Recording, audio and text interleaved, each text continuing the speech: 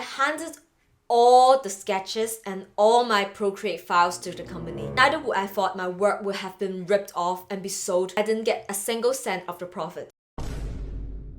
So if you click into this video, desperately wanting some advice that actually works, in hopes of getting your first hand-on creative job as a fresh grad in 2022, no problem, I've got your back. Hi everyone! Welcome back to my channel. So by the end of this video, you'll be taking these home with you, including what top 3 websites to go to when you're looking for creative openings, what you should include in your design portfolio, and lastly, things that you should do and avoid when looking for fresh grad job opportunities. So keep watching and start jotting notes because your future self is gonna thank you for this. A typical place where a lot of fresh grads tend to find openings would usually be on Indeed or LinkedIn. Sure, if you want a steady 9-to-5 corporate job, go for it. But people like you who's watching this will probably look for something that's more out there, because creative people like you and I are probably looking for something more of freshness and of relevance. Basically, we hate being told what an actual job environment should be like. We prioritize freedom and excitement. So the first website that I like to browse creative opportunities would be If You Could Jobs. All the job roles on here are creative industry focused, ranging from design to strategy to copywriting.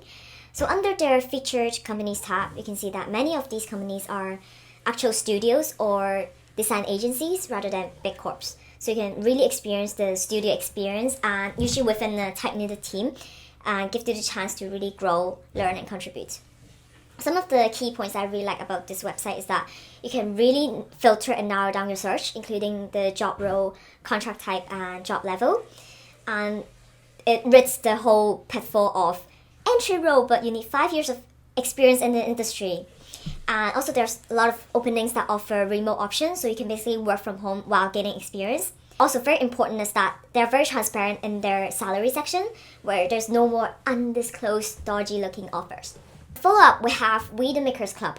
So as the name suggested, this website provides a range of creative opportunities that mainly focus on the makers, aka designers like graphic designers, UI UX design and web development from all across the world, which many will offer remote positions, so you can basically work anywhere on earth. You can also simply apply with ease by pressing apply this role button, and it can direct you to the company's website. However, some of the downside to this website would be the inability to customize your scope of search, so all the offerings are everywhere, and it could take some work before you can actually find out and list out all the relevant ones to your own skills and match your level of experience, which could be quite a hassle when you're aiming to send, for example, like 10 CVs a day, for example. Last but not least, we have the internship heaven called Find Your Intern, who many of you who might be familiar with this website because of the owner, Jasmine's stories on Instagram. Some of the aspects that I really like about this website is that they offer internship, which is entry roles, which is very user-friendly to creative rookies.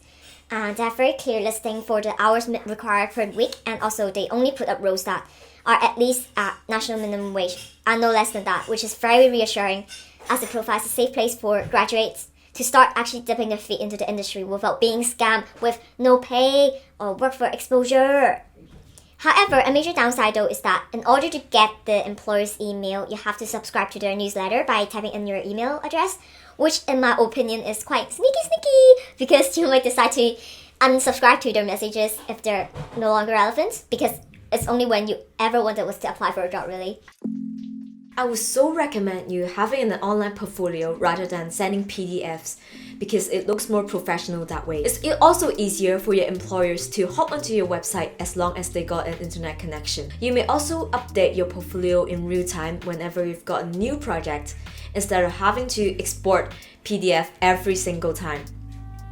For those of you who's got Adobe subscription, I would 100% recommend you using Adobe Portfolio since it's easy to use and is part of the package.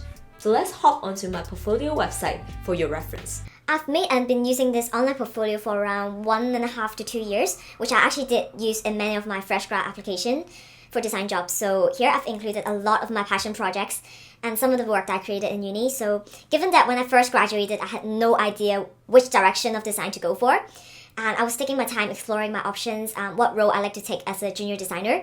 So originally I positioned myself as a multidisciplinary designer, which is the reason why I put up so many projects of different fields, including graphic design, branding, illustrations, and motion graphics. A quick tip from me is that you should keep creating these passion projects with a balance of the relevance to the role that you're applying and also of personal interest. You should showcase your skills through projects that really speaks to you and also projects that represent you well. Think of what impact you want to create through your work. For example, I've once created a packaging project that is relevant to COVID because it was during the start of the lockdown. I designed this face mask box design that resembles a condom packaging. I've hoped that through this project I could raise awareness of the importance of protecting oneself and others, which is exactly what a condom does. You're right. I've picked up these key points which I hope you find helpful and you wouldn't make the same mistakes that I did because I learned it the hard way. First of all, you should keep track of your application progress. Start making an Excel sheet or a Google sheet where it marks the position that you applied, the date of submission, and if there's any feedback hearing from any companies. This gives you a clearer picture of where you stand in the whole process, as well as if there's a need for following up with any companies that may ask you for an interview, for example. Secondly, be more specific in your CV. Customize your experience to match the skill set required by the role. It is way better to send 10 well-crafted CVs than mass sending 100 CVs in hopes of hearing back from one company. Keep it concise within one A4 page and just list the key points. Don't include all your life history. Because to be honest, nobody got time for that. Thirdly, is just keep sending. I've also sent over 50 CVs during the process, and after that, I've heard back from 4 to 5 companies. Knowing that everyone at the current stage are also doing the same thing as you do, of course it's going to be very competitive, but don't lose hope. You may be one CV away from landing on your dream studio job. The don'ts. Firstly, you shouldn't apply to a company without researching about them. It's not that you have to know about a company back to front, but for baseline, you should learn about their values, aesthetics, their dynamics, and work culture. Does the company align with your vision? What could you offer them? And what to expect to get out of from the experience that you work there? Secondly, is don't put all the designs that you've done so far in your portfolio. Unlike the old website that I've just shown you, where I put all the projects from different disciplines together all in one, during the recent 6 months to a year, I've basically niched down my speciality to branding and packaging. So pick your top 3 projects and include them in your portfolio, which should include details including the brief, the process of problem solving, and the solution that you came up with mock-ups as the icing on top. So feel free to check out my Behance profile, which is linked in the description box below. Thirdly, is to apply a job with undisclosed salary reflect. Around a year and a half ago, when I was still a fresh grad, I was desperately looking for a job to kick off my design career. I've sent dozens of CVs out and still haven't heard a single word from any company. Until one day, out of the whole list of my job application, one company reached out back to me and they say, we're gonna offer you a 3-month unpaid internship. I knew it was unpaid. Seeing that it was a remote role and I didn't have anything going on at that moment, I took on the role despite it was unpaid. It was okay at the start where I mainly focused on mood boarding and researching for a brief, which was pretty normal for an internship role, I would say. The starts to go down when the boss started asking me to complete a full 60 cm by 60 cm illustration, which would then be used as a part of their collection, which of course they're going to be sold for profit. The thing is, after you sign the contract, you have to stick with the entire contract period.